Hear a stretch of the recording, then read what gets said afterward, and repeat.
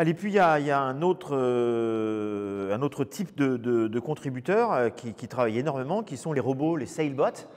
Alors c'est plutôt sur des tâches répétitives ou sur des qui peuvent remarquer par exemple que, en effet, une page de 5000 caractères a été supprimée tout d'un coup, donc le sailbot, ils sont là. C'est ça. Il y a donc ce robot en particulier, lui va faire la chasse au vandalisme de premier niveau, le vandalisme vraiment bête, de personnes qui suppriment une page, de personnes du collégien qui s'ennuie le mercredi après-midi et qui va écrire des bêtises, soit sur une personne qu'il connaît, soit sur une star. Donc ça, c'est du vandalisme qui est très facilement reconnaissable par un robot, parce que c'est écrit tout en majuscule, parce qu'il y a des insultes, parce qu'on a entièrement supprimé une page, enfin blanchi une page, comme on dit, et donc ça va être reconnaissable par des robots qui vont intervenir. Après, la plupart des robots, en effet, font plutôt des tâches de maintenance, des tâches d'intervention systématique. Par exemple, vous avez une catégorie qui porte un nom, pour prendre un exemple fictif, si cette école d'art change de nom et devient école des arts et des arts et métiers, il va falloir sur toutes les pages, sur les anciens élèves, changer le nom de cette école. Donc s'il y a 300 pages, on peut le faire à la main, mais c'est un petit peu pénible. Donc on va avoir une personne qui a codé un robot et lui dire: est-ce que tu peux prendre toutes les pages qui sont dans cette catégorie et rajouter « et des arts et métiers » à la fin de cette catégorie, et le robot va le faire de manière automatique. Et c'est là d'ailleurs où on se rend compte que la diversité des contributions, c'est-à-dire qu'il y a évidemment ceux qui rédigent, on l'a compris, ceux qui corrigent, y compris, et fort heureusement, les maniaques de la typographie qui vont remettre un espace avant les deux points en français, l'enlever en anglais, enfin, etc. Ceux qui corrigent la langue, hein, parce que l'on fait des fautes aussi, hein, ceux qui mettent en page aussi, et puis ceux qui développent, surtout pour les robots, qui ne développent pas forcément des pages, mais pour les robots. Alors après, ceux qui font un peu parler, il y a eu quelques articles dessus, c'est ceux qu'on appelle, le terme est un peu étrange d'ailleurs, les patrouilleurs, ça nous ramène un peu à l'armée, mais en effet, c'est des gens qui veillent là, alors à la qualité des contenus, au vivre ensemble, mais c'est ceux en effet qui veillent, quoi. C'est pas la police de Wikipédia, mais Oui, ce qui est intéressant dans Wikipédia, c'est qu'en effet, personne n'a plus de pouvoir que les autres, mais tout le monde est sous le regard de l'ensemble des autres personnes. C'est entièrement transparent, vous avez non seulement accès aux différentes versions de l'article avec toutes les modifications, mais à l'intégralité des contributions de chaque personne. Et finalement, c'est cette surveillance et cette capacité à intervenir et finalement à punir une personne qui aurait mal agi qui fait que la communauté fonctionne. Donc les patrouilleurs sont centraux, parce que ce n'est pas forcément des gens qui écrivent les articles et qui interviennent sur le fond, mais c'est les Wikipédiens les plus impliqués qui vont véritablement faire que ça fonctionne en regardant ce qui se passe et en intervenant, donc en regardant l'intégralité des nouvelles modifications qui ont lieu, mais aussi en allant voir une personne qui a mal agi pour lui dire la première fois, écoute, je me rends compte que tu as écrit des choses un petit peu bizarres, peut-être que tu as besoin d'aide et qu'on t'explique de quelle manière ça fonctionne. Je peux t'aider. Et la deuxième fois en disant non, ce n'est pas comme ça qu'il faut agir, jusqu'à finalement intervenir de manière plus musclée, et il y a la possibilité de bloquer une personne, que ce soit pour un temps limité, le temps que son esprit cesse de s'essoffer, ou de manière définitive, si on se rend compte que c'est une personne qui était intervenue sur Wikipédia pour des volontés personnelles qui n'ont rien à voir avec le développement de Wikipédia et qui ne fera jamais de bien à Wikipédia et dont il faut se débarrasser. Alors, j'ai cru comprendre aussi, mais je ne suis pas sûr, est-ce qu'il y a aussi des administrateurs? Alors, il y a des administrateurs qui existent, mais pas au sens administrateur d'un forum. Ce n'est pas du tout des gens qui seraient les responsables, c'est des gens qui sont élus par la communauté, donc des personnes qui sont là depuis un certain temps, qui ont la confiance des autres. Il faut qu'ils soient élus à une majorité qualifiée assez importante. Il faut vraiment que personne ne se dise « cette personne a quand même posé problème ». Et les administrateurs n'ont pas de rôle particulier, ils ont juste des outils supplémentaires. En particulier deux outils qui sont la capacité à bloquer une personne, là encore sur la demande de la communauté, ou s'il agit de son propre chef en rendant des comptes après, en expliquant j'ai bloqué cette personne parce qu'il était en train de faire des choses, il fallait intervenir rapidement, maintenant on en discute si vous pensez que j'ai mal agi. Et l'autre possibilité est d'intervenir sur des pages pour protéger les pages.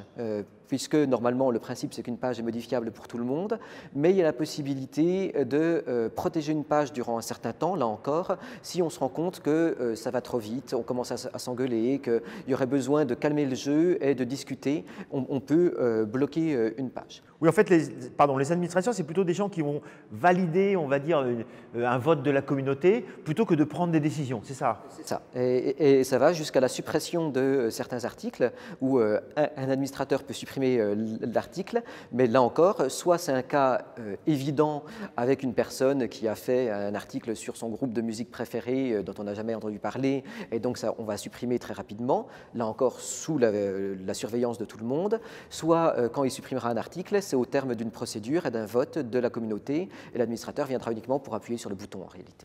Alors, suppression, ça c'est un des grands débats de Wikipédia, puisque c'est un lieu de connaissance, c'est aussi évidemment un lieu de société, un lieu politique, c'est tout ça. Donc il y a beaucoup de débats. Et puis le côté participatif, où finalement toutes et tous sont égaux, génère du débat. Il y a un des grands débats actuels, déjà depuis, j'imagine, quelques années sur Wikipédia, c'est ceux qui sont qualifiés de suppressionnistes, c'est-à-dire ceux qui suppriment un petit peu rapidement, et ceux qui sont qualifiés de inclusionnistes, ceux qui se disent finalement, il vaut peut-être mieux en avoir trop. Puis il y a une chose que je trouve très bien aussi, j'imagine que les inclusionnistes sont aussi des gens qui peut-être apprécient d'avoir plus et plus d'articles, puis il sera toujours temps de les modifier, toujours temps peut-être de les supprimer s'il le fallait. Donc là, il y a vraiment quand même une grosse bataille entre ces deux tendances. C'est presque des approches philosophiques sur ce qu'est une encyclopédie et ce que doit être Wikipédia, sachant que, évidemment, que tout le monde a commencé à écrire Wikipédia en partant du modèle d'une encyclopédie qui était celle qui existait sur papier ou au mieux sur CD-ROM. Donc on partait du principe que même si on peut faire ce qu'on veut, qu'on a de la place, qu'on a de la communauté, une encyclopédie, c'est quelques dizaines de milliers d'articles, et c'est finalement seulement au fur et à mesure de la pratique qu'on s'est rendu compte que ces barrières mentales n'avaient pas forcément lieu d'être et qu'on pouvait les faire sauter. Mais pour autant, il y a des gens qui restaient sur une idée de quand même, il faut parler des gens qui ont une certaine importance, des phénomènes sur lesquels on a du recul, il faut rester sur un nombre d'articles qui est contrôlable, il ne faut pas forcément partir dans tous les sens et écrire des articles sur un footballeur de 4e division. Ça n'a pas forcément grand intérêt parce qu'on va se retrouver sur une base de données plus qu'une encyclopédie. Est-ce que vraiment il faut le faire? Et donc ça, c'est les suppressionnistes qui finalement vont au fur et à mesure perdre un petit peu du terrain par rapport à une approche beaucoup plus large qui est finalement plus liée au développement de ce qu'est fondamentalement Wikipédia, mais qui a également ses problèmes et ses limitations, puisqu'on va finalement faire des articles sur beaucoup de choses, mais être inclusionniste et faire des articles sur tout, c'est également le risque d'émietter, alors d'une part de noyer ce qui est important dans des choses qui le sont moins. Quand vous avez 5000 articles sur des écrivains du 19e siècle et que certains articles sur des écrivains pas très importants sont finalement aussi bons sur le fond, aussi grands, aussi informés qu'un article sur Victor Hugo, est-ce qu'on sait encore quels sont les grands auteurs et lesquels ne le sont pas? C'est une vraie question. Et par ailleurs, il y a aussi une question d'émiettement de l'information, c'est-à-dire que quand vous avez 30 articles sur la Coupe du Monde ou sur la pandémie de Covid, sur chacune des petits points de vue que l'on peut avoir sur la pandémie dans l'art, la pandémie en France, la pandémie, le docteur Raoult, le docteur Trucmuche, est-ce que finalement on comprend mieux ce phénomène que quand on a un seul article, peut-être beaucoup trop long, mais un seul article sur la pandémie? Et donc cette question de est-ce qu'on fait 50 articles ou un? Est-ce qu'on fait des petits articles ou des grands articles? On retrouve ce côté inclusionniste ou suppressionniste. Et finalement, c'est aussi des questions de quelle manière on accède à une information pour qu'elle soit le plus claire possible, à la fois pour des spécialistes et des non-spécialistes. Et finalement, c'est des questions qui, comme d'habitude sur Wikipédia, n'ont pas de réponse et qui donc donnent lieu à des débats et des réflexions qui peuvent durer pendant des années et qui sont remises en cause en permanence. Même si, en effet, on a tendance aujourd'hui à fragmenter de plus en plus l'information sur Internet et que la jeune génération aime bien trouver immédiatement ce qu'elle a envie de trouver, pas forcément des fois envie de trouver des pages de 20 000 signes. Alors, les critères d'admissibilité, ça c'est le truc, c'est qu'est-ce qui peut pas, qu'est-ce qui doit pas. Là, c'est évidemment le grand débat, et c'est autour des critères d'admissibilité d'ailleurs que les suppressionnistes et inclusionnistes aussi se échangent ou s'affrontent. Le gros critère, finalement, il faut avoir des articles qui sont consacrés à ce sujet, le sujet pouvant être un lieu, une personne, une technologie, une œuvre, peu importe. Des prix quand c'est des gens. Mais finalement, le gros critère, c'est quand même un petit peu la notoriété. Alors, il y a plusieurs niveaux en fait, de critères dans le fait d'être admissible dans Wikipédia. Il y a en effet un premier critère, c'est vraiment est-ce que des sources existent? Puisque Wikipédia est une synthèse, il faut avoir quelque chose à synthétiser. Donc, il faut que les sources existent et des sources suffisamment bonnes pour écrire. Ça, c'est vraiment la chose de base. Ensuite, il y a en effet parmi les gens sur lesquels on peut écrire, ou les technologies, ou les œuvres, ou quoi que ce soit, est-ce qu'on a envie d'écrire sur eux? Et là, c'est un choix intellectuel sur qu'est-ce qu'on traite dans cette encyclopédie, avec d'une part, on revient sur le débat inclusionniste-suppressionniste, qu'est-ce qu'on veut que soit Wikipédia, et d'autre part, des questions pratiques, qui est aussi, les articles sont bons à partir du moment où il y a suffisamment de gens qui interviennent, et où il y a suffisamment de gens aussi pour surveiller qu'il n'y a pas de vandalisme. Cette question des critères va être particulièrement importante dans les questions de biographie de personnes vivantes, dont on nous parle tout le temps et qui sont la plupart des problèmes sur Wikipédia. Et globalement, on se rend bien compte d'un point de vue pratique que quand on écrit des articles sur des personnes vivantes actuellement qui rêvent souvent d'avoir un article sur eux, mais que l'article n'intéresse que leurs amis et leurs ennemis, d'une part, l'article sera mauvais, et d'autre part, l'article risque de partir en sucette beaucoup plus rapidement qu'un article sur un savoir beaucoup plus établi, moins dans l'actualité. Voilà.